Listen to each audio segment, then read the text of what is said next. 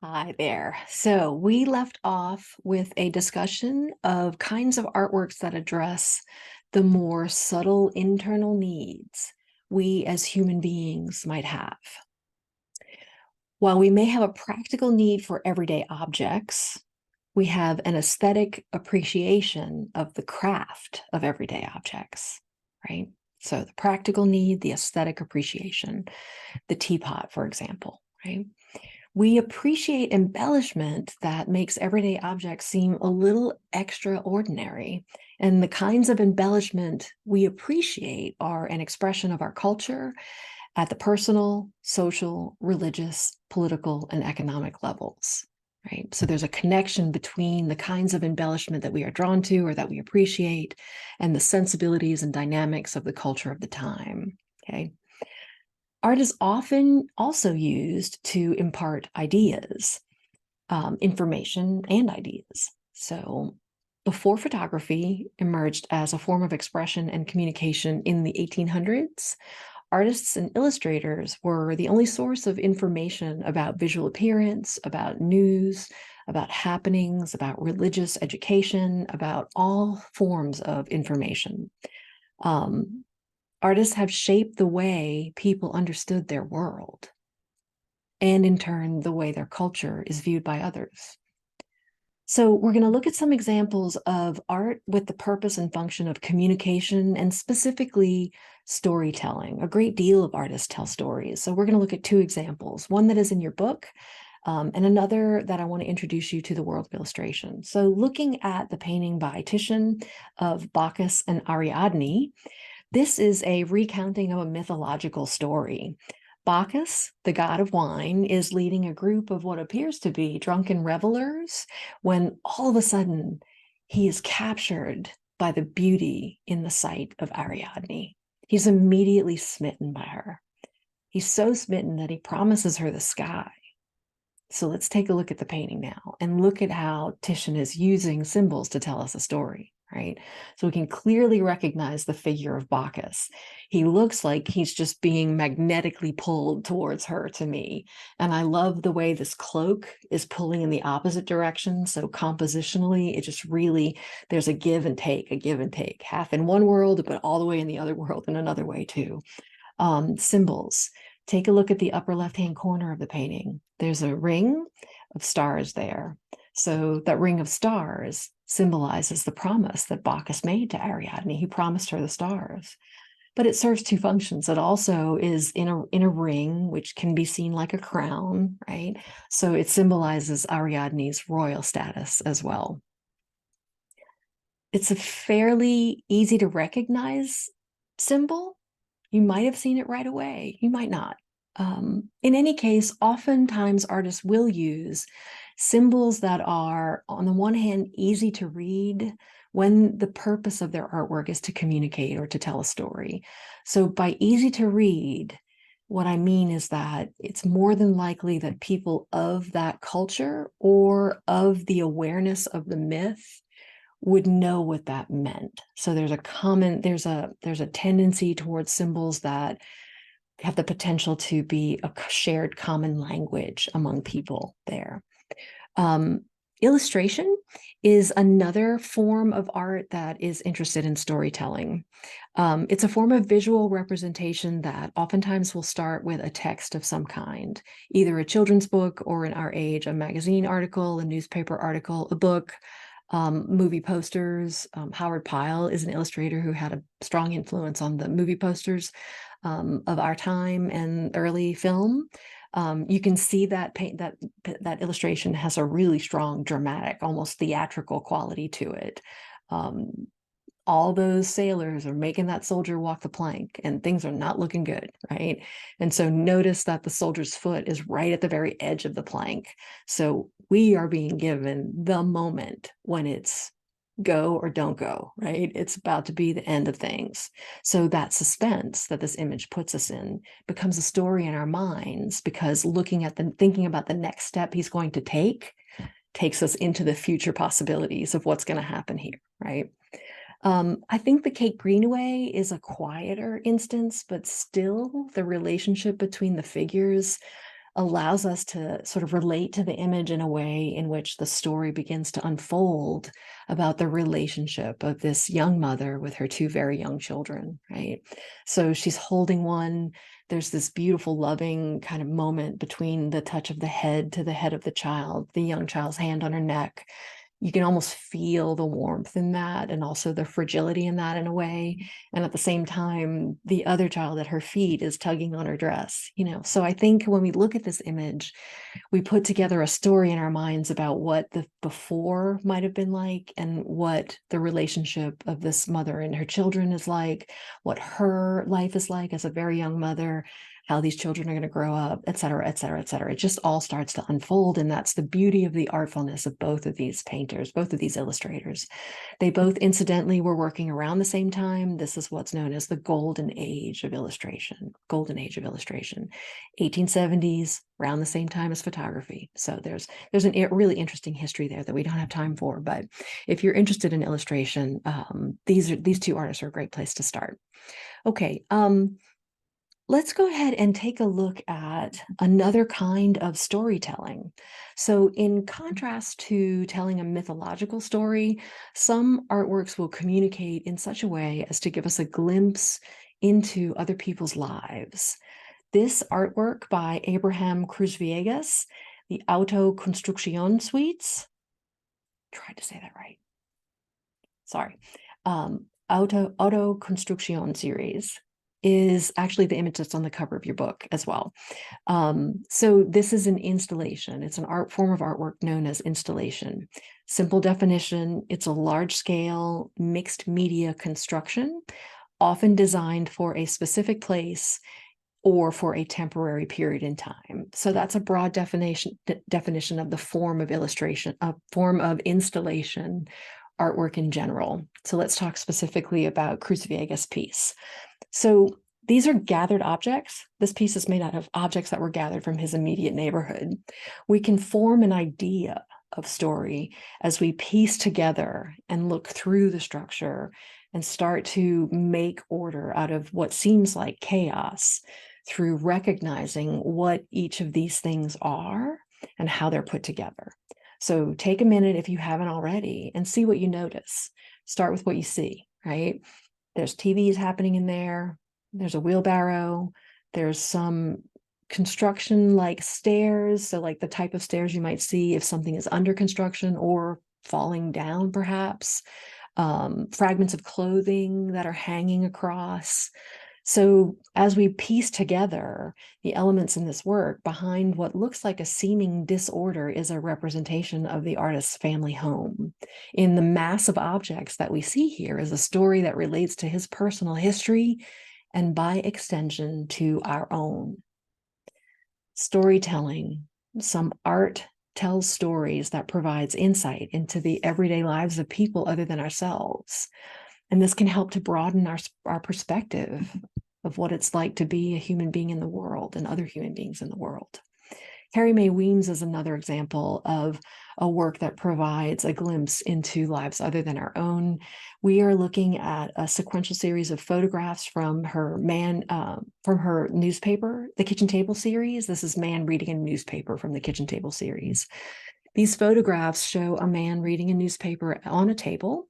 So we're starting with what we see, and he's in the company of a woman. They both have their hands on their faces, and neither one of them is looking at each other. He's reading, she's smoking. They're engaged in isolated activities, right? The second painting, the woman is standing behind the man in the second photograph. And then in the third, she's hugging them. So in this sequence, we get to experience a fairly quiet, fairly intimate moment that reveals something of the lives of these two people, right? So what is she thinking about in the first image? What's the relationship between that image and the next image? He seems to be more engrossed in that central image in the paper, and she's really looking at him now. Is she about to do something? And then in the third image, some time has passed and there's the embrace.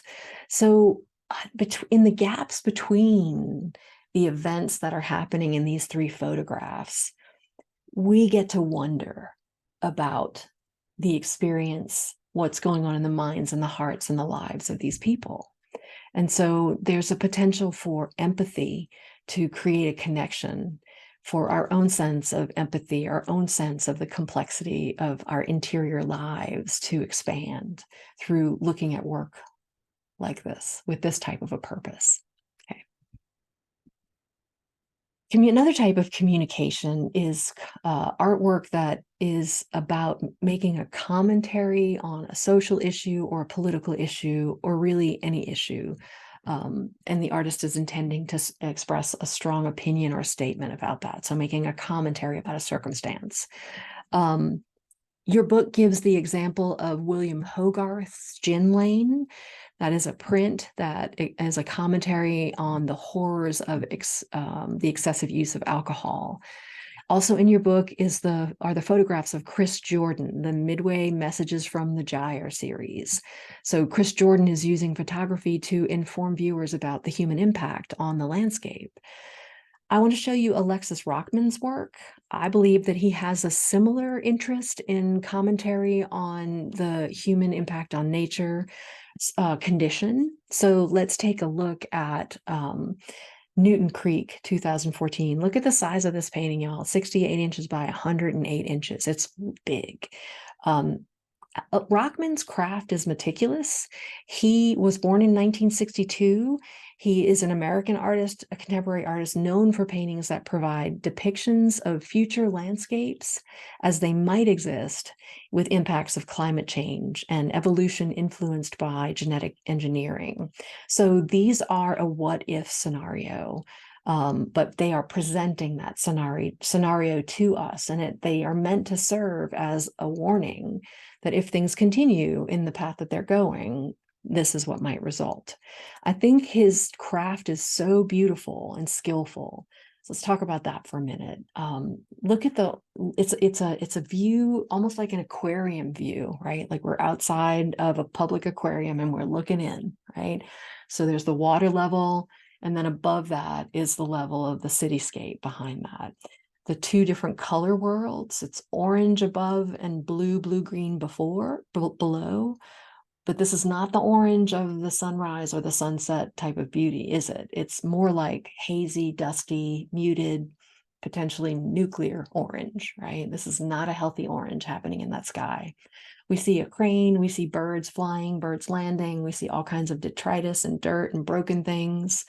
Below the water, the boat, the schools of fish, the oil slick that's coming from that sunken boat. All of these things are giving us an indication that all is not well in either the above or the below worlds. The one or two things that do break the surface is the whale, who has apparently experienced some impact of the sunken ship. We're questioning the relationship between the natural world and the man-made technological world, just in that connection that could be made there, right? So do you see the scar on the back of the whale? The two-headed bird standing on the back of the whale. So it's interesting because this is a very disturbing reality that Rockman is presenting to us, but he's presenting it so beautifully and almost like a puzzle that we want to keep looking and trying to figure out what we see and how it relates. That kind of staging or composition that he's using here comes about from a few aspects of Rockman's biography. So I'll tell you a little bit about him. Growing up, Rockman had an interest in natural science and history. He developed a fascination for film, animation, and the arts. And that work shows that influence. So there is a very filmic kind of director-like view in this scene. And I would say that the color is really reminiscent of cartoon type, animation type color. So you can see his personal history showing up there. He studied animation at the Rhode Island School of Design and then received his BFA in Fine Arts at the School of Visual Arts in Manhattan.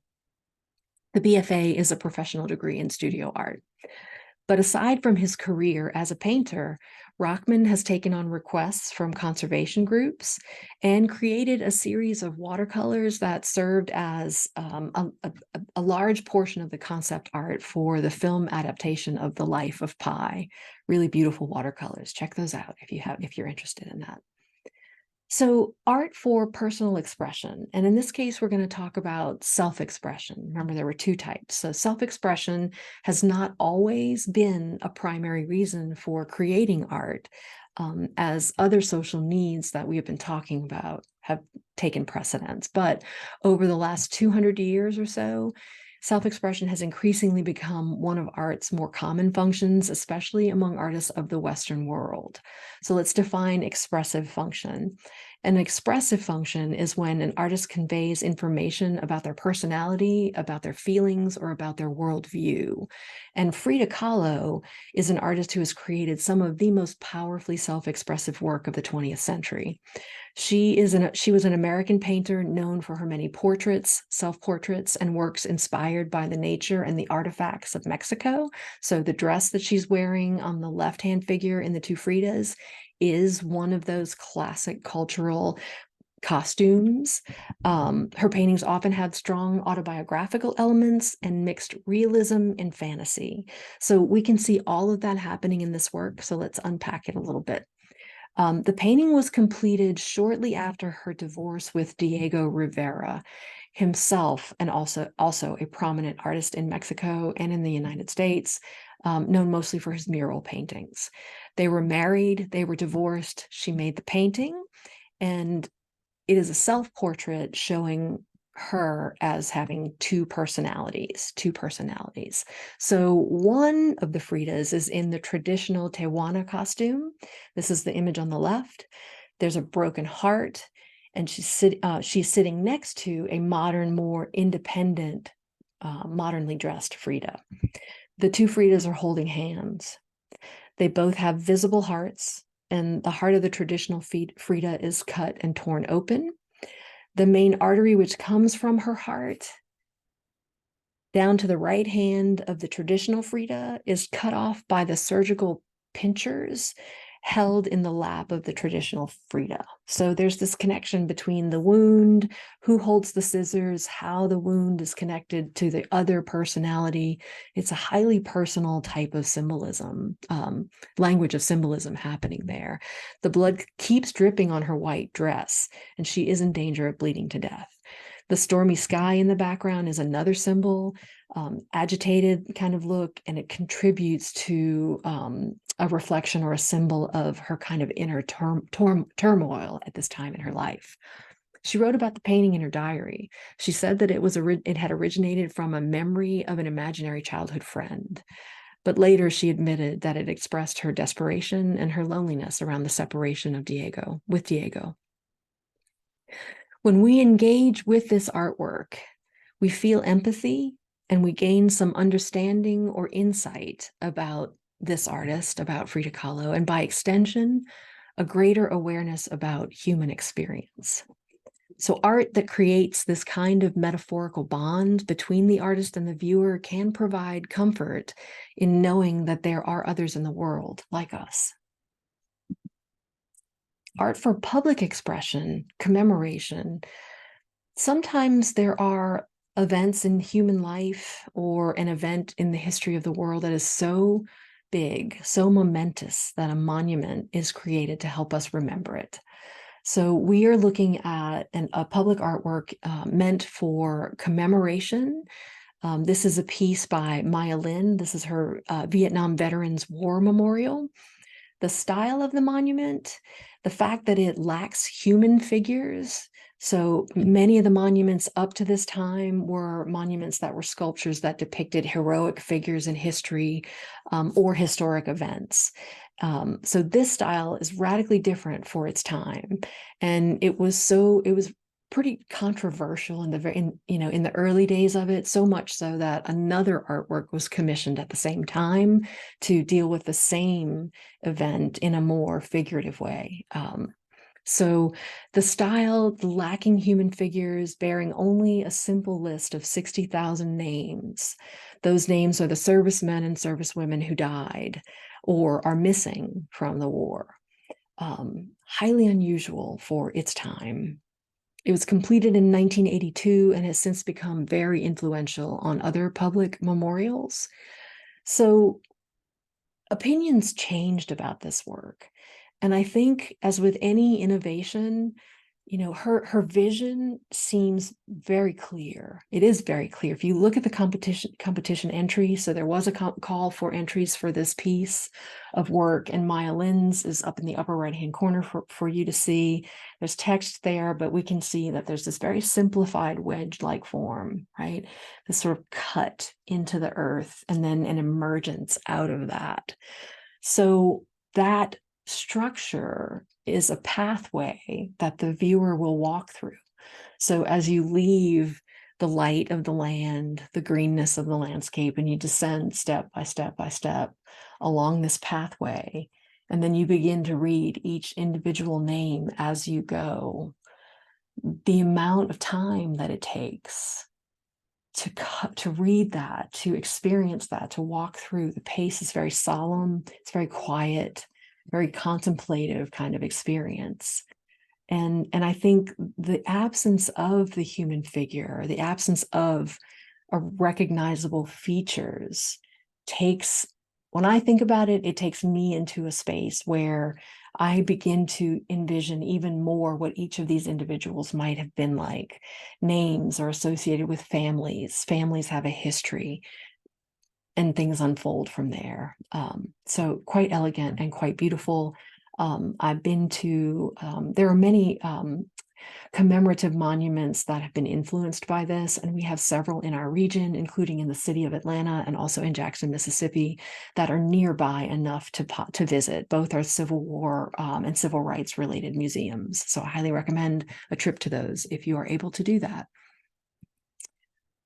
Okay, so we are now at our final stopping point. We have one more episode to go. At this stopping point, there's a lot to think about, particularly with the monuments that we just discussed. There's so much more to explore. So just as one option to consider for reflection, if you could think back to the Cruz Viega installation in this lecture and on the cover of your book, and think about the objects that you might recognize when you look at that work.